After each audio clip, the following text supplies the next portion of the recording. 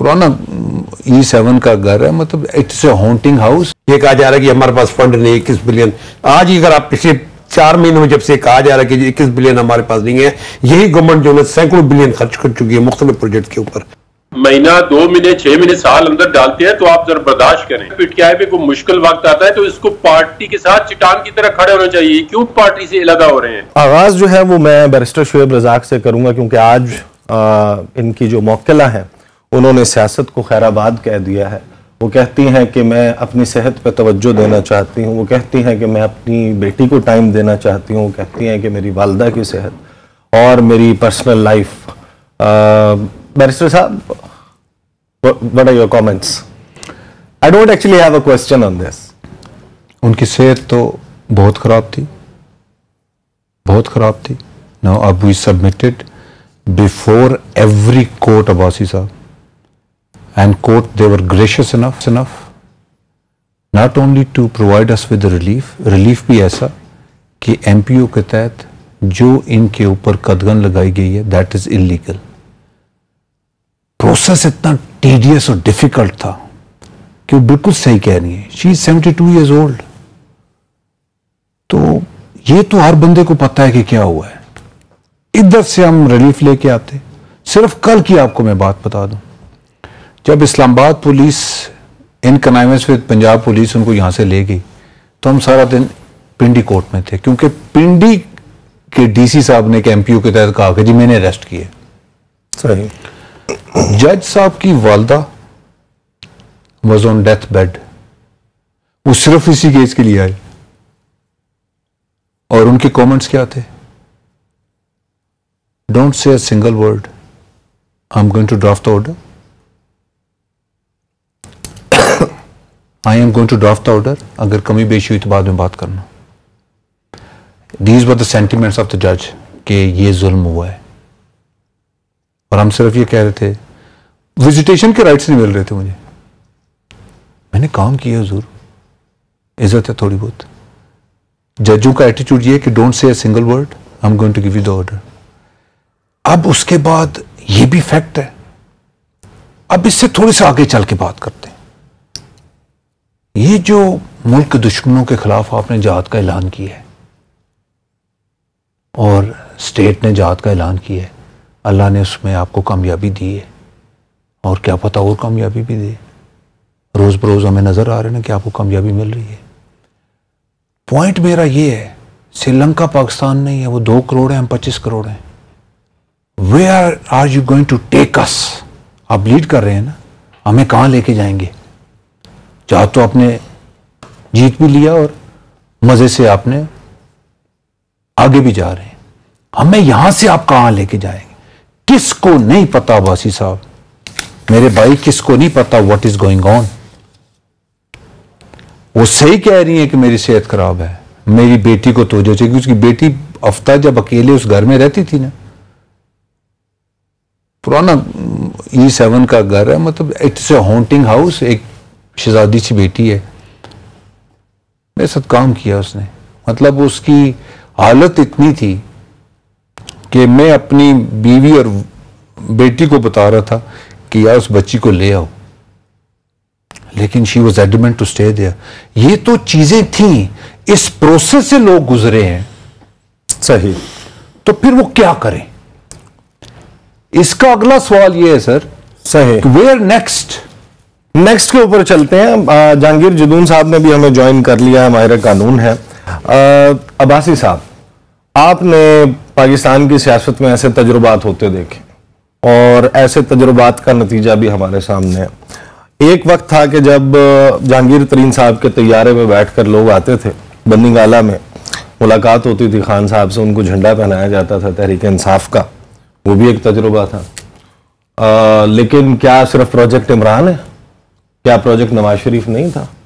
क्या Pakistan peoples party को भी कभी भी रियासत जो है उसकी हिमायत की सरपरस्ती नहीं रही? और क्या आज इनको हासिल नहीं है? ये जो नया तजुर्बा है, ये तजुर्बा हमें कहाँ लेके जा रहा है? इस वक्त देखिए, इस वक्त मैं समझता हूँ कि थोड़ी सी शुएब साहब ने जो बात की, और मैं यकीनन आज एक मैं दिल से गमज़दा भी हूँ। मैं समझता हूँ कि डॉक्टर शीरी मज़ारी उनसे हम सियासी इख्तलाफ भी कर सकते हैं, लेकिन वो एक ऐसा कैरेक्टर थी जो कि इस मौजूदा दौर में पीटीआई के लिए एक सिंबॉलिक वैल्यू रखती थी। और मैं समझता हूँ उनकी आज की अनाउंसमेंट ने जितना पीटीआई को गालिबन हर्ट किया होगा, शायद इससे पहले जो कुछ हुआ है उसमें इतनी वो हर्ट नहीं हुई होगी। तो दूसरी बात जो मुझे जो नजर, जब देखिए मतलब आईजी लेवल के लोग जो कि 21 और 22वें ग्रेड में है, जब वो इस बात के लिए तैयार हैं कि जी वो हर किस्म का कंटेम्प्ट जो है ना वो बर्दाश्त करने को तैयार है, इसका मतलब ये कि सिस्टम जो है ना वो अब इस जो पीटीआई का जो रेजिस्टेंस था, अब सिस्टम उसको तोड़ने पे आ गया है। तो मैं समझता हूँ क्लियर कट बात हो गई है कि जी अब वो जो लड़ाई शुरू हुई थी आज से आज 3-4 महीने पहले, आप ये समझ रहे हैं कि हम एब्सोल्यूट क्योस से एब्सोल्यूट कोलैप्स की तरफ जा रहे हैं। देखिए अभी इस वक्त जो है मुझे लग रहा है कि एक सीरियस पावर वैक्यूम की तरफ हम जा रहे हैं।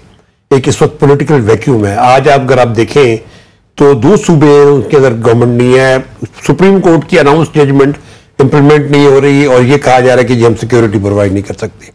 ये कहा जा रहा है कि हमारे पास फंड नहीं, 21 बिलियन। आज ही अगर आप पिछले 4 महीनों में जब से कहा जा रहा है कि 21 बिलियन हमारे पास नहीं है, यही गवर्नमेंट जो है सैकड़ों बिलियन खर्च कर चुकी है मुख्तलिफ प्रोजेक्ट के ऊपर, मुख्तलिफ जगहों के ऊपर। 21 अरब उनके पास नहीं, 21 अरब के तो इश्तहारात 9 मई से further to you, this has happened for the first time कि एग्जीक्यूटिव कोर्ट के सामने आके खड़ा हो गया, कर लो जो करना है। नहीं मानना, नहीं देखिए वो नहीं मानना, और मतलब वो इस बात के लिए भी तैयार है कि जी अगर आप देखें जब चीफ सेक्रेटरी लेवल के लोग, आईजी लेवल के लोग, कमिश्नर लेवल के लोग जब आ जाए और कहें कि जी आप लगाएं कंटेम्प्ट, हम तो नहीं मानते, इसका मतलब कि there is something very serious going on. और मैं ये जो चीज देख रहा हूँ, ठीक है अगर अलर्ट से आज है आफ्टर मैं बाइसेस पीपल्स पार्टी के वर्कर हम इससे गुजर चुके हैं, 81 के बाद जब वो तैयार हुआ हो तो उसके बाद जो कुछ हुआ, मुझे जहांगीर जदून साहब को जरा डिबेट में शामिल करने दें। अस्सलाम वालेकुम जहांगीर साहब, आपको आवाज आ रही है? जहांगीर जदून साहब जो है मेरा ख्याल है उनसे हमारा राब्ता जो है वो मुनक़ता हो गया। प्लीज आप कंटिन्यू। उसमें जी जो चीज मुझे इस नजर आ रही है कि जी आफ्टर, जैसे मैं आपको बता रहा था कि 1981 का जो 13 हिजक हुआ, उसके बाद जो कुछ हुआ वो मतलब एक तारीख का हिस्सा है, और आज शायद 9 मई को जो कुछ हुआ उसके बाद जो कुछ होगा वो भी एक तारीख का हिस्सा होगा। लेकिन जो इस वक्त जो है मेरे लिए, जो मैंने आपको कहा कि इस वक्त एक सीरियस पॉलिटिकल पावर वैक्यूम की तरफ हम जा रहे हैं, जहां पे हमारी 2 सूबे जो है ना उनके अंदर कोई गवर्नमेंट्स नहीं है। पॉलिटिकल पावर वैक्यूम है। जहांगीर जदून साहब अस्सलाम वालेकुम, आपको मेरी आवाज आ रही है? जी वालेकुम सलाम, आवाज आ रही है।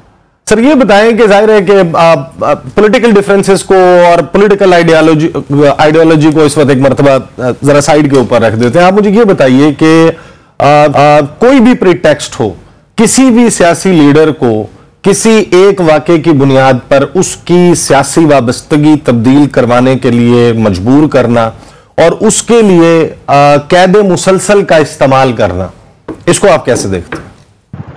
देखिए मुझे से तो आपको लीगल क्वेश्चन करते तो बेहतर था, लेकिन चलो मैं पॉलिटिक्स क्वेश्चन का जवाब देता हूँ। पहली बात ये कि पॉलिटिकल पार्टी के जो लोग होते हैं वो कैदो बंद की सोबतें आज से नहीं बल्कि जब से पाकिस्तान बना है, बल्कि पाकिस्तान बनने से पहले भी बर्दाश्त करते रहे।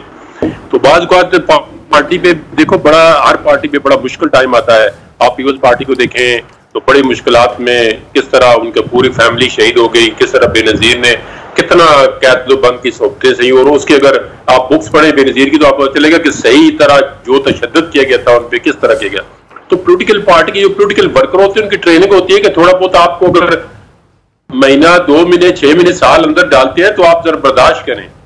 तो वफादारी तब्दील करना तो मेरे ख्याल में कोई इसको ठीक काम नहीं कहता, नहीं कोई डेमोक्रेटिक सेटअप में इसको कोई मानता है कि आप किसी को क्वेश्चन के जरिए या किसी इसको उसकी लॉयल्टीज चेंज करें।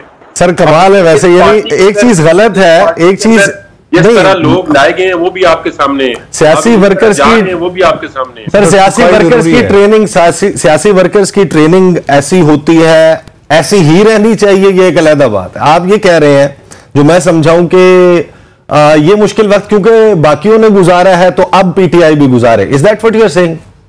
नहीं, मैं ये कहता हूं कि अगर पीटीआई पे कोई मुश्किल वक्त आता है तो इसको पार्टी के साथ चट्टान की तरह खड़े होना चाहिए। क्यों पार्टी से अलग हो रहे हैं?